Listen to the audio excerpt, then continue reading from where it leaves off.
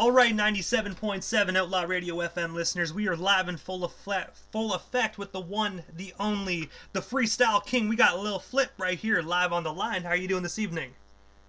Man, blessed, man. Getting ready for the Super Bowl, man, you know.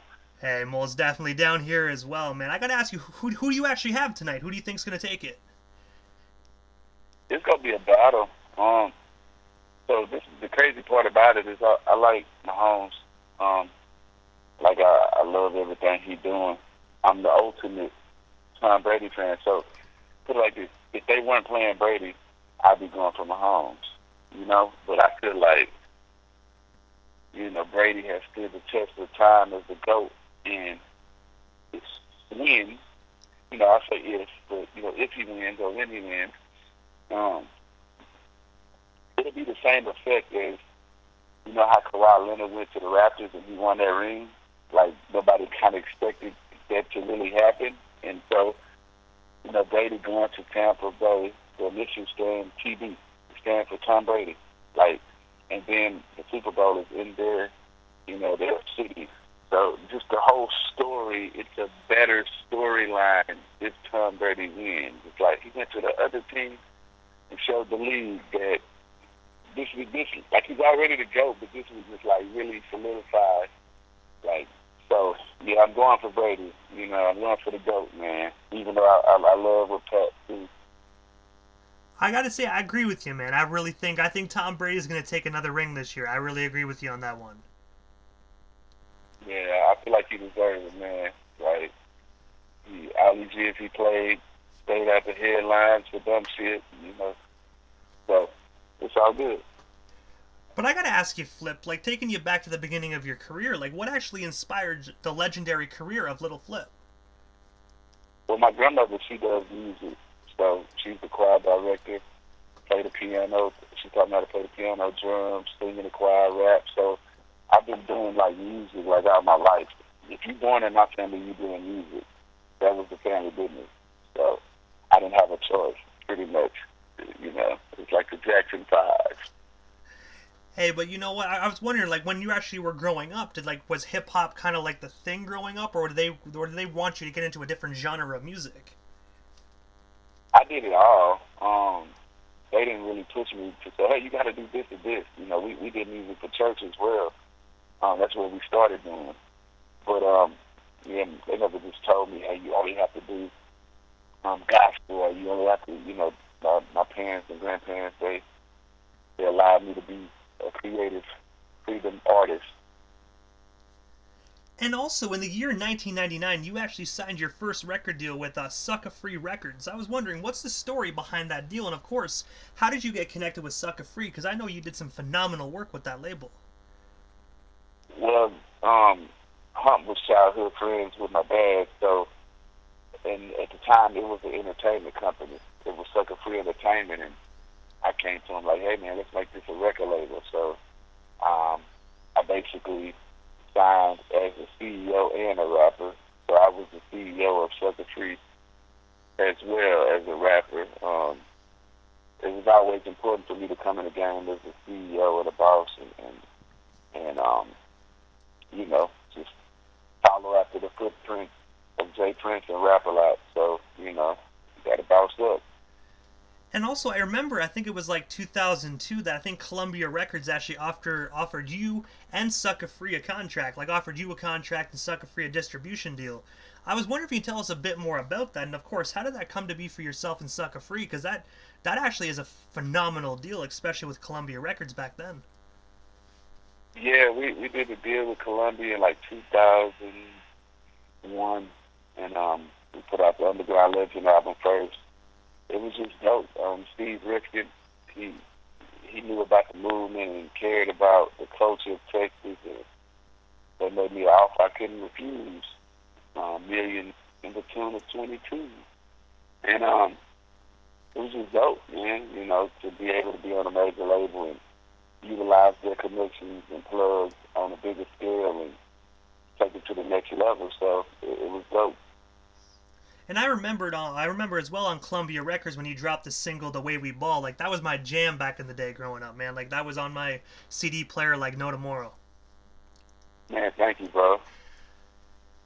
And also as well, like your debut, your debut album, The Leprechaun, actually caught the attention of DJ Screw. I was wondering, man, how did you actually get connected with DJ Screw, and of course, what was it like actually as being a part of the Screwed Up Clique? Well, I met DJ Screw like this is like middle school, elementary, almost. I was always around him anyway, and it was just like a dope feeling, man, to be with the Godfather of you know true music. But it was dope. It didn't feel like work. He taught me a lot. It was a brotherhood. He wasn't a greedy person. He allowed all of us to come to his house and utilize his platform to expand our careers. So, I'll never forget it. And R.I.P. to DJ Screw. And also as well, when we're still on the topic of the Screwed Up Clique, I actually heard as well that George Floyd was actually a member of that hip hop group. Like when you were actually working with the Screwed Up Clique, did you ever like have any interaction with George Floyd? Yeah, I met Floyd a few times, man. Yeah, definitely, man. Definitely, man. And he would always tell me, hey, man, I see you doing your thing. Look, keep doing your thing. Do you. That's what he would always tell me. I see you. See you, baby, do your thing. I'm gonna be honest. I actually did not know he was part of. I didn't know he was a hip hop artist until after everything transpired. So I just gotta say, God bless his soul, man. That was a senseless act that most definitely should have never happened. Definitely. I agree. Rest in peace to George Floyd. Long live Floyd. And also in 2003, you actually did a track with Ludacris called "Screwed Up." I was wondering, how did you actually get connected with Luda? And of course, what was it like working on that project with him?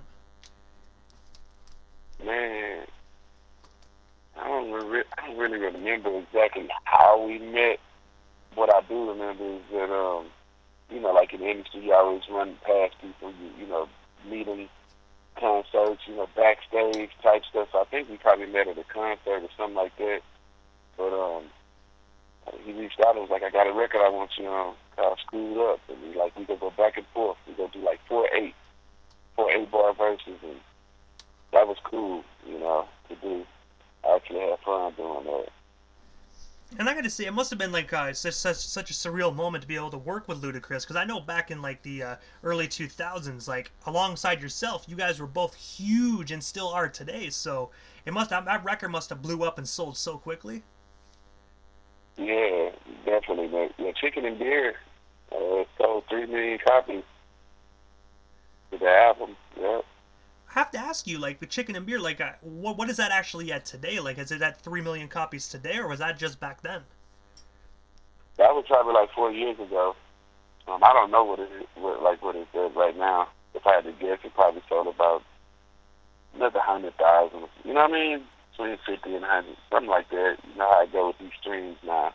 They count streams and sales as well. So who knows? Probably at like 3.5 or 3.2, in that ballpark. Oh, most definitely. Those sales are gonna keep going up and up and up throughout the years, man. Like, you know what I mean? I don't think the record sales for that record is ever gonna stop.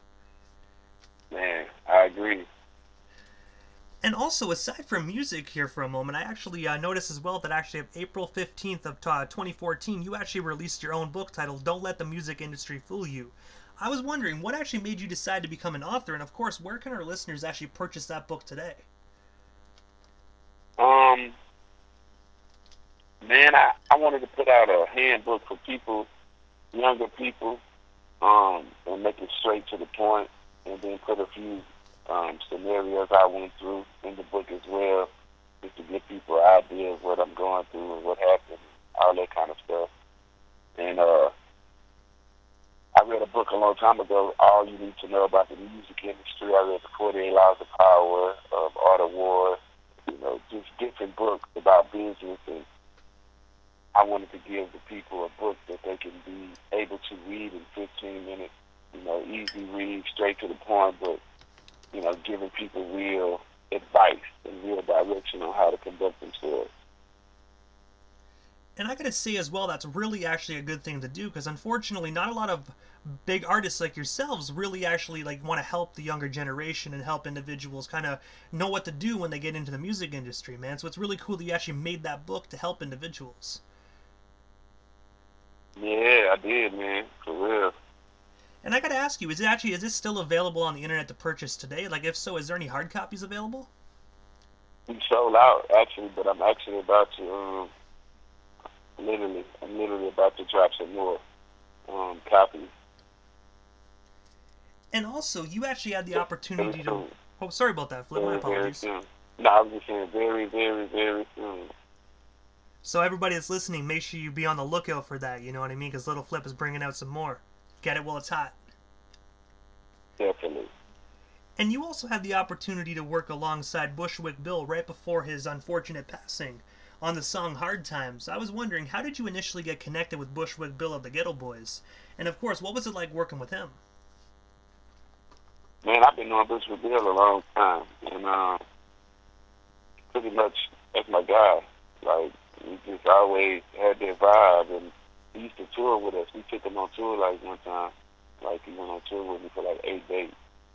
And it was pretty dope, man. It was pretty dope to be around Bushwick Bill. And his son, Young No, is rapping now as well. And so I've been at his son, with his career and stuff like that.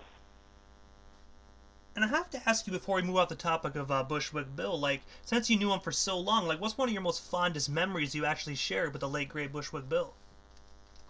Man, one time we were on the road and he was like, I'm not gonna say arguing, cause like on the road we joke with each other, like roast each other, joke with each other. So one time he was arguing or joking. I say joking because it wasn't really arguing, but he was arguing with one of my homies, and he was like, "Man, you better be quiet before I walk down," because we were riding in an 18 passenger minivan. Well, not a minivan, but 18 passenger van. And Bushwick was like, he used to call my homie Duke of Earl. He'd be like, Duke of Earl. He was like, if you don't shut up, I'm gonna walk back there and I'm gonna beat your age. I'm gonna be here. And so he's like, I don't even have to, duck when I walk through here. Like, he's like, I can stand up and just beat you up. But, it was just so funny the way he worded it, man. And he used to always travel with us and be on stage. He had a Chucky backpack he used to have, and he had this little part where he would perform child's play, where he would like jump up and spin around and do this little kick. And it was like, I'll never forget it, man. Fun times with him. And I gotta say as well with Bushwick, man, like, you know what I mean? For a little guy, he was tough, you know what I mean? Like, I've heard some other stories as well, like, you know what I mean? He could probably kick my ass. And that's dope. And also, he was funny. He was funny. I agree with that, you know what I mean? He most definitely had some funny moments. I just gotta say, rest in paradise, to Bushwick Bill, man. Gone, but most definitely never forgotten. Definitely. Hard times. The record is out to all the listeners. Right now, make sure y'all get it. Hard times. Lil Flip and Bushwick Bill. Stream it, buy it. It's out right now. And I gotta say as well, I actually purchased that track the moment it first came out, and it's been playing in the station's rotation since. And I gotta say, it's an absolutely beautiful song, man. You guys have phenomenal chemistry on that joint. Mm-hmm. And also, you actually created your own record label titled Clover G Records. I was wondering, what made you actually decide to start your own label? And of course, who is currently signed to you today? Man. I've been having my own label for a minute. And I finally put it into effect, like legally. Once I left stuff free, I went ahead and did it. But right now, I got different artists I work with. We got Young Nuck from the Minnesota area, Psycho Pillar, B-Range, the Black Al Capone, Big Shaft, Ice from Corpus. So I think who else? Oh, Jay Bird. We have an artist named Jay Bird. He's Haitian. He's super dope. He raps, sings, do all that. So pretty much right now, that's it. And I'm getting ready to go do this show where we look for the next big thing. Like I'm looking for the next Sade, the next, Whitney Houston, the next mega star. Like that person that when they sing or rap, it's like, wait a minute, like wow, like I have an ear for music, so I know when somebody has that sound of being like legendary. And also as well, when you actually do that, like, like looking, like kind of like, looking for the next artist, like, do you have an idea like when you're going to be doing that? And if so, how can individuals kind of submit their demos to you? Well, with the pandemic going on, like we pretty much had to push back like the show because it's like auditions, and we'll be going to different cities doing it. You know what I mean? Like 8 cities doing the audition. So I kind of want to let the pandemic thing pass by and focus on my movie. I'm working on a movie right now called King Life, and it's a movie and it's a soundtrack. So, you know, that's my focus right now. That and my podcast. I started my podcast, The Truth Shall Set You Free, and we on season 1 right now. So, you know, we got like 40 to 50 more episodes to drop, you know what I'm saying, you know, before we start our next podcast. Because pretty much now I got the rights to WWE Hall of Fame legend Teddy Long. He his podcast is called Hold On a Minute, Player. So every time he used to bring out the Undertaker, he'd be like, you gotta go one-on-one with the Undertaker. Hold on a minute, player. So Teddy Long, man, the first black general manager in WWE, has his own podcast called Hold On a Minute, Player. So we launched that with season 1 of my podcast, which is the Truth Shall Set You Free podcast. And it's up right now on YouTube, Spotify. You know, different people can check it out. It's a fun podcast. I feel like we had the dopest set. Like, it was just fun, man. I get to just talk to my peers and ask questions and laugh and have a blast. And I recently watched the one as well that you did on the Truth Cell Set You Free. I saw your Spice One broadcast you did, man. I really love seeing Little Flip and Spice One chopping it up. And I have to ask you, do you think there might be a collaboration down the line between you two? Oh yeah, definitely. He has a record on his album that he dropped. I think it's called Platinum Gangster, the name of the album. But I forgot the name of the record. But whatever the record is that we talk about on the podcast, I'm actually getting on that remix for him. His new project is dope. And I think that's going to be dope as well. I think that's going to sell a lot of units right there. You know, Spice One and Little Flip, most definitely, man, is going to be a dope track. Yeah, man. Spice got some dope music, man.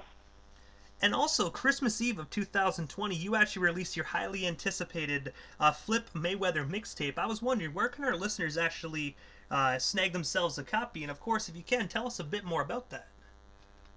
Man, me and Zero, we dropping Kings of the South Part 2, and he put out an album called Muhammad Ali, because his alias is Muhammad Ali, like Muhammad Ali, and my alias is Flip Mayweather. So I decided to put out this mixtape to hold the fans over until me and his album come out. So it's crazy too, man. I ain't gonna lie, man. To me, it's like my best work. Like I got some other albums where I'm just like, I consider like top tier, but the zone that I was in on Flip Mayweather and the production, and it's like crazy, bro. It's like real crazy. So we launching a few videos off of that, like in the next 72 hours, like. And I gotta say as well, you know what I mean? Like I'm really enjoying like your new work that you're doing, man. And pertaining to Flip Mayweather, like I know it's a mixtape, but have you produced any hard copies for the old school listeners that really do still love that CD format? Yeah, I did. I pressed up some, and I'll be selling them on my website. And I'm gonna go on Instagram in a few days. I got to revamping and rebuilding my website because I just did a partnership deal with Scalable, with the company that man has a lot of connections, and so my clothing line coming. It'll be for kids. It'll be for adults. You know, a lot of people they leave out the kids when it comes to clothes. They only make stuff for women, men, and they don't really make too much for the kids. So I feel like it's time for Flip to come through with the kids. You know, we want to make sure the kids are able to be fly and express themselves, and it doesn't always have to be costly, you know. So there'll be some pretty cool and dope designs for the kids coming. And I gotta ask you as well, other than the new projects you just mentioned, what is next for Little Flip, man? Like, what's on the horizon for 2021 for you? The movie, man. I'll be working on a King Life movie and a soundtrack, and that's pretty much it. You know, like I'm focused on that. I'm focused on getting the episodes out for season 1, and I'll start shooting season 2 probably in May.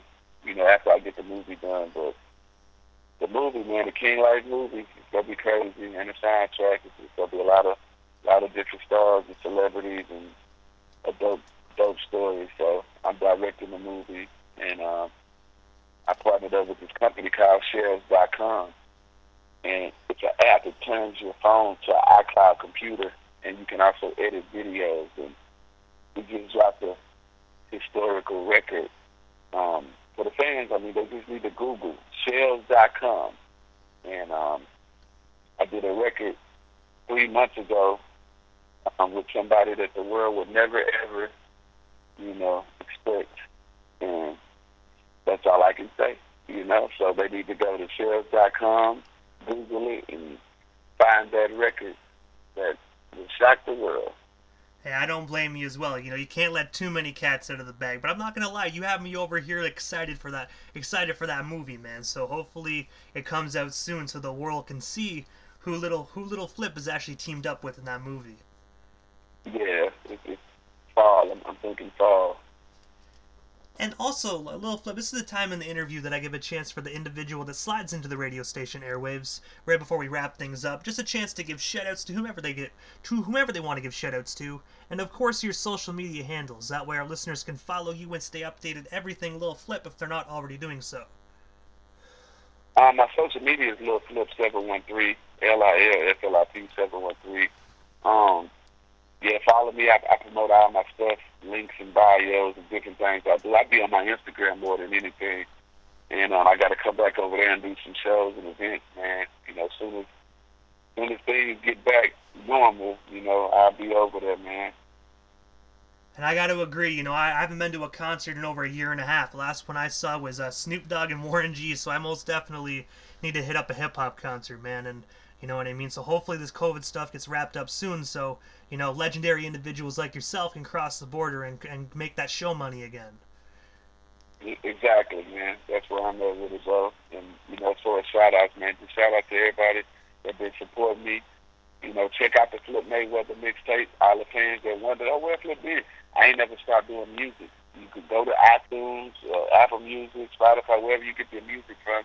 Type in my name. You'll see I've been dropping, in the last probably 8 years, I probably had like 15, 20 projects out. You know, Flip Mayweather, the Art of Freestyle 1 and 2, King Life album. I got a record with Money Back on that album. I got a record with OJ the Juice Man on that album, and some Beethoven beats. So, you know, I just been doing my thing, man. Movies, podcasts, acting, investing in different things, man. I diversified my portfolio, man, and I also want to shout out to you, man, for having me. And, appreciate you, dog. Hey, man, I appreciate you as well for giving us a little bit of your time. I gotta say, first and foremost, Flip, before I let you go, like, I've been a fan for many, many years, so just being able to interview an individual that really made a positive impact on your life is actually really cool. So thank you so much for just giving us some of your time this evening. No problem, bro. Anytime. Thank you for having me, my guy. You are most certainly welcome. Enjoy that Super Bowl tonight, you know what I mean, and have some fun, man. Thank you so much, Flip. Yeah, you too, my guy.